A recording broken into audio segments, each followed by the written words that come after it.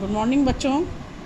आज हमारा second BST में चैप्टर नंबर फर्स्ट है व्यावसायिक वित्त। व्यावसायिक वित्त से क्या अभिप्राय है बच्चों? सबसे पहले हम बात करें व्यावसायिक वित्त के शब्द के बारे में। इस वित्त का मतलब व्यवसाय में काम आने वाला वह धन जो व्यवसाय को सहायता प्रदान करता है, व्यावसायिक वित्त कहलाता है। यानी कि व्यवसाय को आगे बढ़ाने में, उसका विस्तार करने में, संसाधनों को एकत्रित करने में जिस धन का उपयोग किया जाता है वह क्या कहलाएगा? व्यावसायिक वित्त कहलाएगा। यहाँ हमको एक एग्जाम्पल दिया गया है बच्चों कि एक जो टाटा कंपनी है उसने अपना जब नया ब्रांच प्रारंभ किया तो उसमें किस तरह से उसने वित्त की प्राप्ति की थी।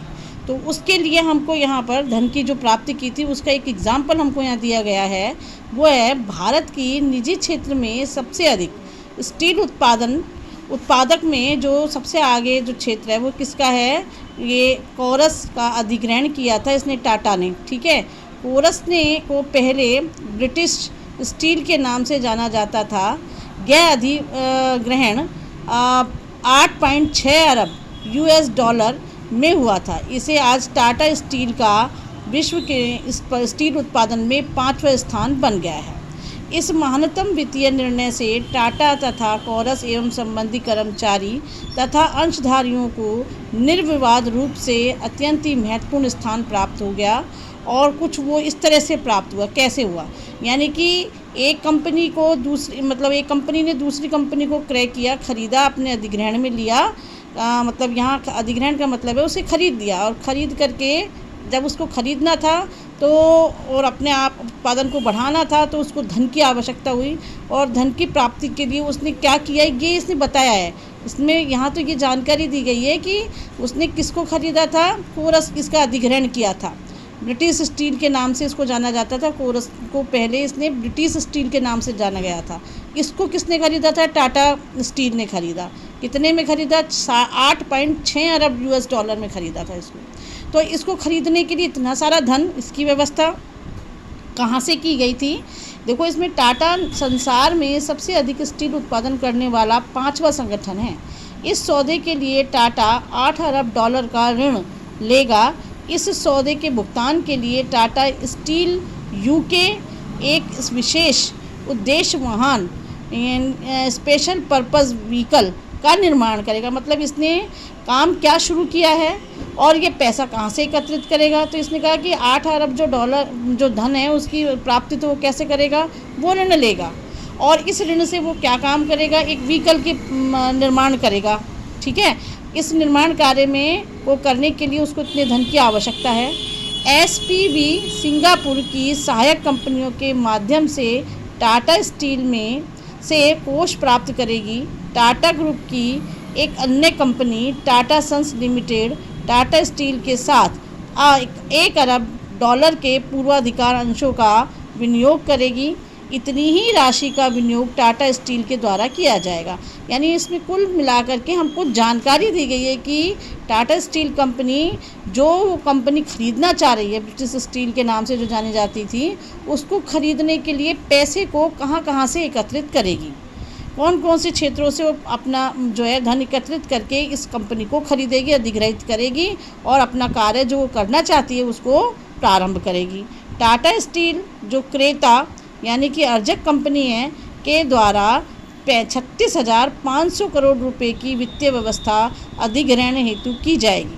टाटा स्टील द्वारा इस धन की राशि की व्यवस्था ऋण लेकर समता अंशों का निर्गमन करके या दोनों का समायोजन के द्वारा की जाएगी।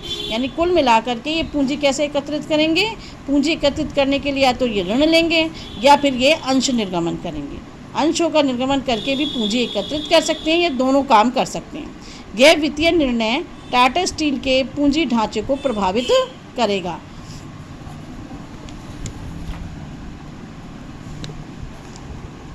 तो यहाँ हमको आगे बताया गया है कि सन 2012 तक टाटा स्टील को 4 करोड़ टन तक का उत्पादन में वृद्धि और 32 अरब US डॉलर में वृद्धि की आशा थी कि इतना वो वृद्धि कर लेगी। इससे टाटा स्टील की प्रतियोगितात्मकता भी प्रभावित होगी, क्योंकि स्टील की उत्पादन लागत सभी संभावनाओं में परिवर्तित होगी। टाटा स्टील की लाभांश भुगतान क्षमता भी प्रभावित हो सकती है, क्योंकि इतने बड़े भारी रोकड़ राशि का बहिर्गमन होगा, यानी कि वो पैसा अपना उस कंपनी को ख़रीदने के लिए उसकी कंपनी से बाहर जाएगा, तो उस पर किसका असर, उसके वित्त का असर आवश्यक रूप से होगा। अंशधारियों को लाभांश देने से पूर्णतः व्यवस्था करनी होगी। जब पैसा ऋण लेगा तो ऋण पत्रधारियों को उसको ब्याज देना पड़ेगा, या ऋण लेने जिन कंपनियों से या जिन संस्थाओं से उसके द्वारा ऋण लिया जाएगा उनको उसे ब्याज देना होगा। तो स्वाभाविक बात है कि जो उसके अंशधारी है, अन्य जो आपूर्ति करता है, वो उससे प्रभावित होंगे। तो प्रभावित ना हो उन सब के लिए उसने व्यवस्था सोची। जोखिम की मात्रा भी प्रभावित होगी, यह कहना गलत नहीं होगा कि एक ऐसी निर्णय संगठन के भविष्य को प्रभावित करता है। जो हम अगर किसी बड़ी कंपनी को खरीदते हैं तो उसके लिए जो धन की आवश्यकता होती है, तो अपनी ही कंपनी से उस धन का क्या किया जाएगा, बहिर्गमन किया जाएगा, उसका उपयोग किया जाएगा, तो दूसरे लोगों पर उसका प्रभाव निश्चित तौर पर पड़ता है। ऐसे निर्णय जब इन्हें औपचारिक रूप दिया जाता है तो खंड स्तंभ के रूप में ले लेते हैं। ये तो था जानकारी इतनी कि वित्त की व्यवस्था कैसे की जाती है, कैसे उसने की, और वित्त क्यों आवश्यक है, व्यावसायिक वित्त क्या होता है, ये हम आगे पढ़ते हैं। देखो विषय प्रवेश में दिया गया है, इस प्रकार के निर्णय को लेने के लिए सावधानी पूर्वक वित्तीय नियोजन, एक निर्णयात्मक पूंजी संरचना की समझ तथा जोखिमपूर्ण उद्यम की लाभदायकता की आवश्यकता होती है। इन सब का भार अंशधारियों कर्मचारियों को उठाना पड़ता है, क्योंकि कर्मचारियों को क्या मिलता है, उस संगठन से वेतन मिलता है, अंशधारी को क्या मिलता है, लाभांश की प्राप्ति होती है। तो इन सब का भार इन्हीं लोगों पर तो पड़ेगा। जो भी ऐसे निर्णय लिए जाएंगे, जैसे टाटा स्टील ने लिया, ऐसा निर्णय अगर लिया जाएगा तो पूंजी का बहिर्गमन होगा और उसका प्रभाव इन पर ही पड़ेगा। इन सब का भार अंशधारी कर्मचारियों को उठाना पड़ेगा। उन्हें व्यावसायिक वित्त की समझ की आवश्यकता होती है। मुख्य वित्तीय निर्णय लेने वाले क्षेत्रों व्यवसाय वित्तीय जोखिम, व्यवसाय की स्थायी एवं कार्यशील पूंजी की आवश्यकता की समझ की भी आवश्यकता होती है। इन्हें अब एक एक करके स्पष्ट किया जाएगा। तो अब कैसे काम करेंगे, देखिए व्यावसायिक वित्त का अभिप्राय, जैसा कि 2 लाइनों में मैंने बताया कि ऐसा धन जो कि व्यवसाय में काम आता है वो क्या कहलाता है, व्यावसायिक वित्त कहलाता है। व्यावसायिक क्रियाओं के संचालन हेतु धन की आवश्यकता होती है, इसे ही व्यावसायिक वित्त कहते हैं। लगभग सभी व्यावसायिक क्रियाओं के लिए कुछ न कुछ धन की आवश्यकता होती है। सभी व्यावसायिक क्रियाओं से अभिप्राय है कि जैसे आपको कच्चा माल खरीदना है, वहाँ हमको धन की आवश्यकता है। स्टेशनरी खरीदनी है तो भी तो हमको धन की आवश्यकता है। कर्मचारियों को वेतन का भुगतान करना है तब भी हमको धन की आवश्यकता है। यानी व्यवसाय की प्रत्येक क्रिया में उसको पूर्ण करने के लिए, निष्पादित करने के लिए किसकी आवश्यकता होती है, धन की ज़रूरत होती है। तो इसी के लिए आगे हमको प्रबंध करना होता है कि कहाँ से पूंजी की व्यवस्था की जाए। तो वित्त की आवश्यकता व्यवसाय के स्थापन से लेकर के उसके संचालन और आधुनिकीकरण, विस्तार करने अथवा विशिष्टीकरण के लिए होती है। अतः वित्त एक व्यवसाय के जीवन काल में हर कदम पर आवश्यक होता है। व्यवसाय के उत्तर जीवन तथा विकास के लिए उपयुक्त वित्त की उपलब्धता अत्यंत ही निर्णायक होती है। यानी कि कोई भी हम काम करें, जैसे मैंने छोटे छोटे काम बताए, यहाँ कुछ बड़े बड़े बताए गए हैं कि आधुनिकीकरण करना है, उसका संचालन करना है, उसकी स्थापना करनी है, विस्तार करना है। इन सब कार्यों में किसकी आवश्यकता होती है, बहुत बड़ी मात्रा में पूंजी की आवश्यकता होती है। इस पूंजी की आवश्यकताओं को पूरा करने के लिए संगठन के द्वारा निर्णय लिए जाते हैं। अगर एक भी निर्णय गलत ले लिया जाए तो वो संगठन को धराशायी कर सकता है। इसलिए बहुत सोच विचार करके निर्णय लिए जाते हैं ताकि वो संगठन के लिए लाभदायी हो सकें। संगठन के जिस उद्देश्य के लिए वो निर्णय लिए जा रहे हैं वो उद्देश्य पूरे हो सकें, इसलिए बहुत ही विचार करके ये कदम उठाए जाते हैं। तो वित्त के प्रबंध, अब बात हम वित्त के प्रबंध की करते हैं। सभी वित्त के लिए कुछ लागत की आवश्यकता होती है। यानी जब हम ऋण लेते हैं कहीं से या धन कहीं से एकत्रित करते हैं तो लागत लगानी पड़ती है। लागत से अभिप्राय हमको ब्याज के रूप में धन देना पड़ेगा, ठीक है। तो वही ब्याज उसकी क्या कहलाती है, लागत कहलाती है। तो यहाँ दिया गया है कि यह अति आवश्यक है कि इसकी आवश्यकता की व्यवस्था अत्यंत ही सावधानीपूर्वक की जानी चाहिए। वित्तीय प्रबंध का संबंध इसकी इष्टतम उपलब्धता से है तथा वित्त के उपयोग से है। स्तंभ उपलब्धता के लिए वित्त के विभिन्न उपलब्ध स्रोतों की पहचान की जाती है तथा उनके ऊपर आने वाले व्यय की तुलना की जाती है। माने कुल मिला के इसका अभिप्राय ये हो गया कि वित्त प्राप्ति के कई स्रोत होती हैं, पहले तो उनको पहचान करो। जैसे वित्त प्राप्त करने के लिए आप बैंक से ऋण ले सकते हैं, वित्त देने वाली संगठनों से ऋण ले सकते हैं, या फिर आप बीमा कंपनियों से ऋण ले सकते हैं, या हम कहें कि अंशधारी या ऋण पत्रधारियों से धन की प्राप्ति की जा सकती है। ये बहुत सारे विकल्प हमारे सामने मौजूद हैं, लेकिन ये विकल्पों से जो धन की हमको ज़रूरत है वो क्या उसी समय हमको प्राप्त हो जाएगी। सबसे महत्वपूर्ण बात ये होती है कि जिस धन की हमको आवश्यकता है उतना धन हमको उस समय पर मिलना चाहिए उस स्रोत से, तब तो वो स्रोत लाभदायक है, अन्यथा बेकार है। यदि हम बहुत सारा पैसा दे करके, बहुत सारा ब्याज देकर भी हम कोई धन की प्राप्ति कर रहे हैं, ऋण ले रहे हैं, और वो हमको उस निर्धारित समय पर ना प्राप्त हो तो बेकार है। उस धन की प्राप्ति करना, उस पर दिया गया ब्याज भी कोई लाभदायक नहीं होगा। इसलिए ये बात कहना चाहता है कि आप पहले स्रोतों की क्या करें, पहचान करें, और जब स्रोतों की आप पहचान कर लें तो उनमें हम लागत को देखें कि किस स्रोत में कितनी लागत लग रही है, यानी कि उस पर कितना हमको ब्याज के रूप में या लाभांश के रूप में धन देना पड़ेगा। वो अगर कंपैरेटिवली कम ज़्यादा हम देखते हैं, उसको तुलना करते हैं हम कि किस में हमको ज़्यादा ब्याज देना पड़ रहा है, किस में हमको लाभांश के रूप में धन देना ज़्यादा पड़ रहा है, वो हम तुलना करके एक डिसीज़न लेते हैं। लेकिन उस डिसीज़न में ये ध्यान रखना चाहिए कि वो पैसा उस समय विशेष पर उपलब्ध होना चाहिए जब उस धन की हमको आवश्यकता है, तभी तो उसका कोई लाभ मिलेगा, अन्यथा उसका कोई लाभ नहीं मिलेगा। आगे देखिए, इसमें बताया गया है कि विनियोग इस प्रकार किया जाता है। अब बात यहाँ ये कह रही, धन जो उपलब्ध हो गया है, हमने प्राप्त कर लिया है, अब उसका इस तरीके से उपयोग किया जाए कि उसका लाभ प्राप्त हो सके। आप बेवजह ही बहुत सारा पैसा कहीं कहीं से एकत्रित कर लें और फिर उनको बिना मतलब के कार्यों में खर्च कर दें जहाँ से कोई प्रोडक्टिविटी ही नहीं है। उस बिना प्रोडक्टिविटी वाले क्षेत्र में अगर उस पैसे का यूज़ कर दिया जाएगा तो उसका कोई हमको लाभ नहीं मिलेगा और बेकार ही उस पैसे का जो भार है वो बढ़ता चला जाएगा। इसलिए ये ज़रूरी है कि जो पैसा एकत्रित किया गया है उसको सही स्थान पर विनियोग भी किया जाना चाहिए। जैसा हमको यहाँ दिया गया है, विनियोग इस प्रकार किया जाता है कि उससे होने वाली आय उसकी लागत से अधिक हो, यानी कि पैसा जहाँ हम निवेश कर रहे हैं वहाँ से उसकी आय ज़्यादा हो और ब्याज हमको कम देना पड़े, तब तो क्या होगा, लाभ होगा, उसका कोई फ़ायदा मिलेगा, अन्यथा बेकार है वो। दूसरे शब्दों में कहा जा सकता है कि जिस लागत पर वित्त व्यवस्था की गई है उससे होने वाली आय लागत से अधिक होनी चाहिए। वित्तीय प्रबंध का लक्ष्य कोष प्राप्ति लागत को कम करना होता है। इसका उद्देश्य आवश्यकता के समय पर्याप्त कोषों की उपलब्धता करने का विश्वास दिलाना भी होता है। अनावश्यक वित्त से बचाकर रखना भी होता है। दो बातें बताइए, ये विश्वास दिलाना कि जितने धन की आवश्यकता है वो धन हमको उस समय पर मिल जाएगा। दूसरी विशेष जो इसने बात बताई वो कह रहा है कि इतना हमको अनावश्यक धन एकत्रित नहीं करना है कि जो दुरुपयोग हो जाए, जिसका हम पर बेकार ही भार बढ़े, ब्याज हमको फालतू ही देना पड़े।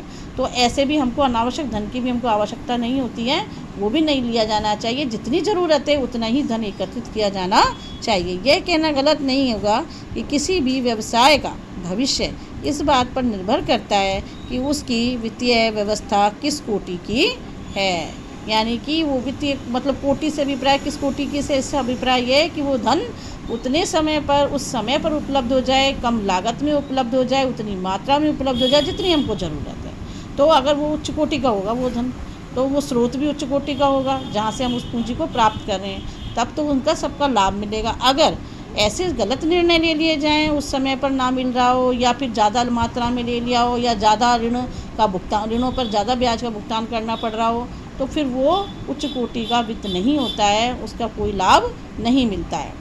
भूमिका, वित्तीय प्रबंध की भूमिका को अनदेखा नहीं किया जा सकता। जैसा कि व्यवसाय की वित्तीय अवस्था में वित्तीय प्रबंध का प्रत्यक्ष संबंध है। वित्तीय विवरण स्थिति विवरण तथा लाभ हानि को प्रतिपादित करते हैं। व्यवसाय के अंतिम खातों के सभी पदों को प्रत्यक्ष या अप्रत्यक्ष रूप से वित्तीय प्रबंध के निर्णयों से प्रभावित हुए बगैर नहीं रहते हैं, अर्थात प्रत्यक्ष और अप्रत्यक्ष रूप से निश्चित ही प्रभावित होते हैं। उनमें से कुछ पहलू जो मुख्य रूप से यहाँ हमको दिए गए उदाहरण के तौर पर, व्यवसाय की स्थिर संपत्तियों का आकार तथा उनका सम्मिश्रण। स्थायी संपत्तियों में 100 करोड़ रुपए के विनियोग की पूंजी बजट निर्णय इस राशि से स्थायी संपत्ति के आकार को बढ़ा देगा। चालू संपत्ति की मात्रा, उनका रोकड़ स्कंध तथा प्राप्तियों में विभाजन। स्थायी संपत्तियों के विनियोजन में वृद्धि कार्यशील पूंजी में भी आवश्यकता के अनुरूप वृद्धि करता है। वित्तीय प्रबंध निर्णयों से चालू संपत्तियों की मात्रा भी प्रभावित होती है। इसके अतिरिक्त उधार नीति, स्कंध प्रबंध, देनदारों की पूर्ण राशि तथा रहतिया चालू संपत्तियों एवं उनके सम्मिश्रण भी अप्रभावित नहीं रहते हैं। देखो इसका अभिप्राय क्या है, हम इसको धीरे धीरे समझें। यहाँ हमने बात करी स्थिर संपत्ति। स्थिर संपत्ति का अभिप्राय जैसे हमारे भूमि, भवन आदि जो चीज़ें होती हैं वो क्या कहलाती हैं, ये हमारी स्थायी संपत्ति कहलाती है। स्थिर संपत्ति है, इसका आकार कितना बड़ा है। यदि स्थिर संपत्तियों में 100 करोड़ रुपये के विनियोग का पूंजी बजट का निर्णय लेंगे तो इसका मतलब है कि हमारी स्थायी संपत्तियाँ बढ़ेंगी, है ना, और आगे तक वो हमको काम देंगी। ऐसे ही चालू संपत्तियों की बात करी इसने। अगर यहाँ हमको निवेश करना है तो चालू संपत्तियों की मात्रा, उनका रोकड़ स्कंध यानी स्टॉक जिसको हम कहते हैं, प्राप्तियों में विभाजन कैसे करेंगे। स्थायी संपत्तियों के विनियोजन में वृद्धि कार्यशील पूंजी में भी आवश्यकता के अनुरूप वृद्धि करता है। ये कह रहा है कि जो कार्यशील पूंजी है अगर उसमें वृद्धि की जाए आवश्यकता के अनुरूप तो मतलब उसमें कार्यशील पूंजी तो बढ़ेगी। जैसे स्थायी संपत्तियां बढ़ती हैं, स्थायी संपत्तियों में निवेश करने पर ऐसे ही कार्यशील पूंजी में भी वृद्धि होती है यदि हम कार्यशील क्षेत्रों में उस पूंजी का निवेश करते हैं। तो वित्तीय प्रबंध निर्णयों से चालू संपत्तियों की मात्रा प्रभावित होती है।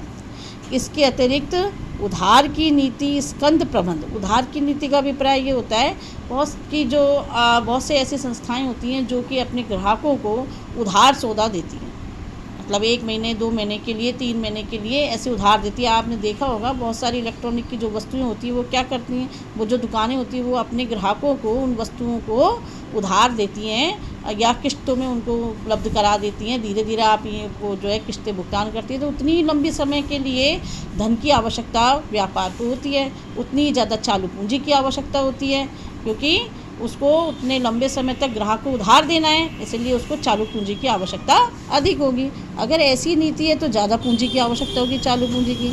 ऐसे ही स्कंध प्रबंध की यानी स्टॉक अगर ज़्यादा रखना है आपको तो भी हमको चालू पूंजी की आवश्यकता होगी। देनदारों की पूर्ण राशि तथा रहतिया बकाया जो है चालू संपत्तियां, उनके सम्मिश्रण भी अप्रभावित नहीं रहते हैं, यानी सभी चीज़ें ये प्रभावित होती हैं। तो नेक्स्ट आती है दीर्घकालीन और अल्पकालीन वित्तीय राशियों का उपयोग में लाना। वित्तीय प्रबंध में दीर्घकालीन, अल्पकालीन वित्त के अनुपात का निर्णय भी निहित होता है। दीर्घकालीन और अल्पकालीन से अभिप्राय मैंने आपको पहले ही बताया कि दीर्घकालीन यानी 5 वर्ष से अधिक अवधि के लिए, अल्पकालीन यानी कि 1 वर्ष से कम। ठीक है, वित्त के अनुपात का निर्णय भी इसमें निहित होता है। एक उद्यम को अधिक तरल पूंजी की आवश्यकता होती है। देखो सभी प्रकार की पूंजी की ज़रूरत एक व्यवसाय को होती है, चाहे व्यापार का आकार छोटा हो बड़ा हो, उससे कोई मतलब नहीं है। वहाँ पर सभी तरीके की पूंजी, चाहे वो दीर्घकालीन हो, अल्पकालीन हो, मध्यकालीन, सभी प्रकार की धन की आवश्यकता होती है, क्योंकि बहुत सारे ऐसे काम होते हैं जिनमें हमको अल्पकालीन पूंजी की ज़रूरत होती है। रोज़मर्रा के भुगतान करने के लिए, रोज़मर्रा की चीज़ों को, कच्चे माल को इत्यादि को खरीदने के लिए चालू पूंजी चाहिए। भवन आदि के लिए, इन सब के लिए हमको स्थायी संपत्ति की आवश्यकता होती है। स्टॉक्स, ये हम कहें कि स्टेशनरी आदि सब चीज़ें खरीदने के लिए हमको मध्यकालीन पूंजी की ज़रूरत होती है। तो हर तरह की पूंजी की आवश्यकता होती है। तो एक उद्यम को अधिक तरल पूंजी की आवश्यकता होती है तो उसे उसके अनुपात में दीर्घकालीन आधार पर अधिक पूंजी राशि जुटानी होगी। अगर ज़्यादा ज़रूरत है तो उसको दीर्घकालीन आधार पर ऋण लेना चाहिए। अंतर्निहित मान्यता यह है कि दीर्घकालीन दायित्वों की अपेक्षा अल्पकालीन दायित्व कम खर्चीले होते हैं, क्योंकि उनकी पूंजी क्या होती रहती है, कैश में परिवर्तित होती रहती है, तरल मुद्रा में परिवर्तित होती रहती है और वो परिवर्तित नहीं होती है, इसलिए ये कम खर्चीली होती है। दीर्घकालीन वित्त का विवरण समता में विभाजन। कुल दीर्घकालीन वित्त के लिए ऋण अथवा समता पूंजी को बढ़ाना भी वित्तीय प्रबंध निर्णय है। ऋण राशि, समता अंश पूंजी, पूर्वाधिकार अंश पूंजी भी वित्तीय निर्णय से प्रभावित होते हैं, जो कि वित्तीय प्रबंध का एक अभिन्न अंग है। तो बच्चों, आज के लिए मैं आपको इतना ही पढ़ाऊंगी। नेक्स्ट टाइम जब हम मिलेंगे तब हम नेक्स्ट टॉपिक को पढ़ेंगे। तब तक के लिए थैंक यू वेरी मच बच्चों।